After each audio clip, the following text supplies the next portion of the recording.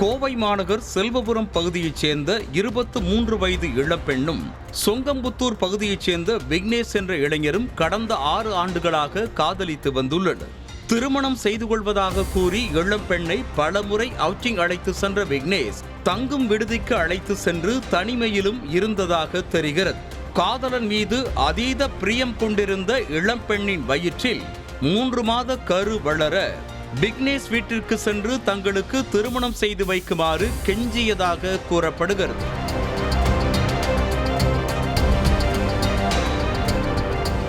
அதற்கு வயிற்றில் உள்ள கருவை கலைத்து விடுமாறும் தனது இளைய மகளுக்கு திருமணம் செய்து வைக்காமல் மகன் திருமணத்தை நடத்த முடியாது என விக்னேஷின் பெற்றோர் கூறியதால் அதை நம்பிய இளம்பெண்ணும் கருவை கலைத்திருக்கிறார். இதனையடுத்து விக்னேஷின் தங்கைக்கும் திருமணமாக அந்த திருமணத்தில் கலந்து கொண்ட அந்த பெண் இனியாவது தங்களுக்கு திருமணம் செய்து வைக்குமாறு கூறியிருக்கிறார்.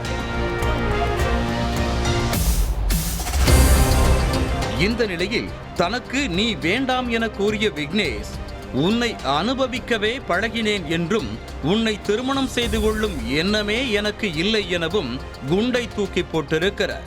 இதனால் அதிர்ச்சி அடைந்த அந்த பெண் விக்னேஷின் வீட்டிற்கு சென்று நியாயம் கேட்க அவர்களோ ஆடையை கிழித்தும் எட்டி உதைத்தும் முதுகெலும்பை உடைத்தும் அனுப்பியதாக சொல்லப்படுகிறது.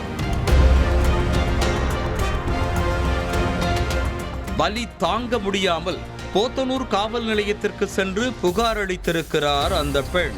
அப்போது 1 வருடம் தனக்கு டைம் வேண்டும், அதன் பிறகு திருமணம் செய்து கொள்வதாகவும், ஆனால் அதுவரை காதலி தன்னிடம் பேசவே கூடாது எனவும் காவல் நிலையத்தில் வைத்து எழுதி கொடுத்திருக்கிறார் விக்னேஷ். அதை நம்பிய அந்த பெண்ணும் வீட்டிற்கு சென்று விக்னேஷை தொடர்பு கொள்ளாமல் பொறுமையாக காத்திருக்கிறார்.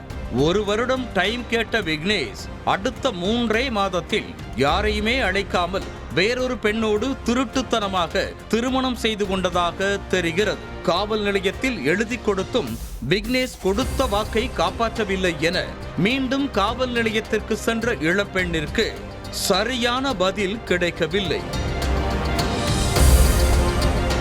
இனி போராடி புண்ணியமில்லை என்ற விரக்தியில் தற்கொலை முயற்சியில் ஈடுபட்ட அந்த பெண்ணை அவரது பெற்றோர் காப்பாற்றிவிட்டனர். இதனையடுத்து காதலன் பக்கமே செல்லாமல் விலகியிருந்த இளம்பெண்ணிடம் 6 வருடம் என்னோடு வாழ்ந்த நீ இனி வேறு யாருடனும் வாழக்கூடாது என மீண்டும் விக்னேஷ் துன்புறுத்த ஆரம்பித்ததாக கூறப்படுகிறது.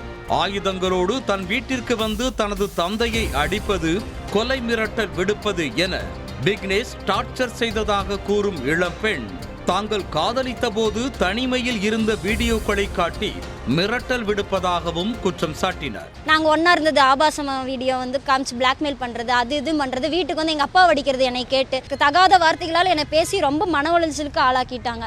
இதனால நான் ரொம்ப 6 வருஷமாவே கஷ்டப்பட்டுட்டு வரேன். ரொம்ப 2 வருஷமா இதே பிரச்சனை ஓடிட்டு இருக்கு. எனக்கு இதுக்கு நீதி வேணும்.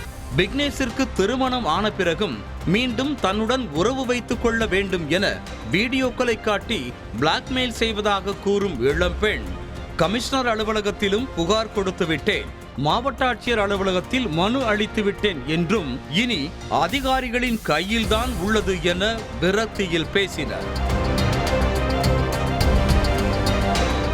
விக்னேஷ் அரசியலில் உள்ளதாகவும் அரசியல் பலம் பணபலம் இருக்கும் தைரியத்தில் தன் வாழ்க்கையையே சீரழித்து விளையாடிவிட்டதாக மனம் நொந்ததோடு அவனுக்காக பிடெக் என்ஜினியரிங் படிப்பையே பாதியில் விட்டுவிட்டு தற்போது 0வாக நின்று கொண்டிருப்பதாக வேதனை தெரிவித்தார். அதான் அவனுக்காக காலேஜ் கூட போறது நிப்பாட்டிட்டேன். பிடெக் இன்ஜினியரிங் படிச்சுட்டு இருந்தேன், 2வது வருஷத்தோட நிறுத்திட்டேன். அவனால என் வாழ்க்கையை ரொம்ப சீரழிஞ்சு இப்போ 0வாய் உட்காந்துருக்கேன் நான். இதுவும் இல்லாமல் இப்போ நான் உங்களுக்கு பேட்டி கொடுக்கறது தெரிஞ்சு வீட்டுக்கு யார் வருவாங்கன்னு எனக்கு தெரியல, பாதுகாப்பு இல்லை வீட்டில். தற்போது ஊடகங்கள் முன்பு பேசிவிட்டு வீட்டுக்கு சென்ற பிறகு என்ன வேண்டுமானாலும் நடக்கலாம், தனது உயிருக்கு பாதுகாப்பில்லை என்ற அந்த இளம்பெண் விக்னேஷ் மற்றும் அவரது பெற்றோர் மீது நடவடிக்கை எடுக்க வேண்டும் என கோரிக்கை விடுத்திருக்கிறார்.